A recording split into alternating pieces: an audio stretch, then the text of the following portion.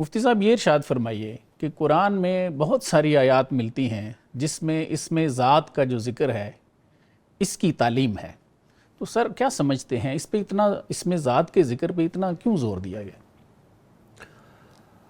Professor صاحب، اسم ذات ہی ساری کائنات ہے۔ سبحان اللہ، واہ واہ۔ کیونکہ اسم ذات بعض بزرگان دین یہ فرماتے ہیں کہ انسان اگر خالصتاً اللہ کے نام کو پوری توجہ کے ساتھ لے یہ تو پوری کائنات کو ہلا دیتا ہے۔ سبحان اللہ۔ تو چونکہ اللہ کا یہ ذاتی نام ہے اس لیے ہم کہتے ہیں اسم ذات، جی، اور قرآن حکیم میں بھی 2000 سے اوپر مرتبہ یہ لفظ سبحان لفظ اللہ، اللہ آیا، واہ۔ اور اس کا ایک معنی وہ کھچاؤ کا ہے، یعنی اپنی طرف کھینچتا ہے۔ تو چونکہ پوری کائنات کا تعلق اللہ رب العالمین کے ساتھ ہے، ساری کائنات اللہ کی طرف کھینچتی ہے، ٹھیک، تو گویا انسان بھی جب اللہ کی طرف جاتا ہے تو اسی نام کے ذریعے سے وہ جاتا ہے۔ بالکل صحیح ہے۔ اس لیے اللہ تبارک و تعالیٰ کی محبت جو صوفیہ پیدا کرتے ہیں تو اسی نام کے ذریعے سے پیدا کرتے ہیں، چاہے وہ لا الہ الا اللہ لفظ اللہ آتا ہے، بالکل ایسے، چاہے خالصتاً اسم ذات کا ذکر ہو اللہ، بالکل دونوں صورتوں میں واہ، یہی اصل نام ہے۔ بالکل ایسے، اور پھر اللہ نور السماوات والارض، سبحان اللہ، اللہ ہی کی اس نور کی جو تجلی ہے، وَلَذِكْرُ اللَّهِ اکبر، ذکر اللہ اکبر، واہ، تو اس نام کی جو تجلی ہے اس نے پوری کائنات کو اپنی لپیٹ میں لیا۔ سبحان اللہ، اسم ذات ہے تو اس لیے اس کو اسم اعظم بھی کہا گیا۔ حضرت مجدد الفسانی قطب ربانی امام صمدانی فرماتے ہیں کہ اگر انسان ہر طرف سے کٹ کر کے خیالات کو جمع کرے اور کہیں خیال نہ جائے تبدیلا، اور جسم میں یا پیٹ میں لقمہ حلال کا ہو، سبحان اللہ، اور یہ نام لے تو یہی اسم اعظم ہے، واہ، یہی اسم اعظم۔ بالکل ایسے، تو چونکہ یہ اللہ کا ذاتی نام ہے تو اس لیے اس کی بار بار قرآن حکیم میں بھی آیا، نبی اکرم صلی اللہ علیہ وسلم نے بھی اسی سے دعائیں مانگی اور اسی نام کا بار بار بتلایا، صوفیاء نے اسی نام کا ورد بتلایا، بالکل ایسے، اور ذکر بھی سب سے زیادہ ہم اسی کا کرتے ہیں۔ بلکہ جب ذکر کا نام لیا جاتا ہے تو وہ جو توجہ یا جس چیز نام کی طرف جاتی ہے وہ اللہ کا یہی اسم ذات ہے، اللہ کا ذاتی نام ہے، باقی تو صفاتی نام ہے نا، بالکل ایسے۔ یہ ذاتی نام ہے۔ صوفیاء کی اکثریت نے اسی نام کو اسی اپنا نام وظیفہ کو بنایا، وظیفہ بنایا اور اس کو اصلاح کا ذریعہ بنایا۔ بالکل ایک تو یہ دیکھیں کہ اس نام کو جب آپ لیں گے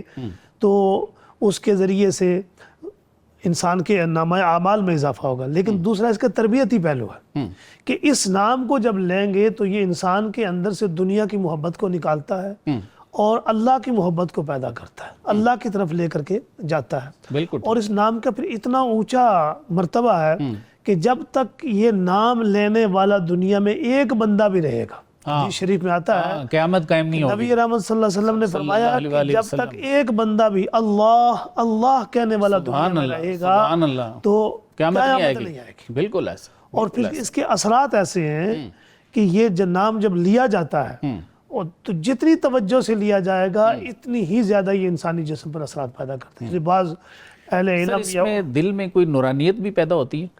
نورانیت کا سب سے بڑا ذریعہ ہے۔ دیکھیں نور کس کو کہتے ہیں؟ سبحان اللہ، نور کہتے ہیں اللہ کی تجلی کو، کہ اللہ کی رحمت کہہ لیں، تجلی کہہ لیں، نور کہہ رہے ہیں۔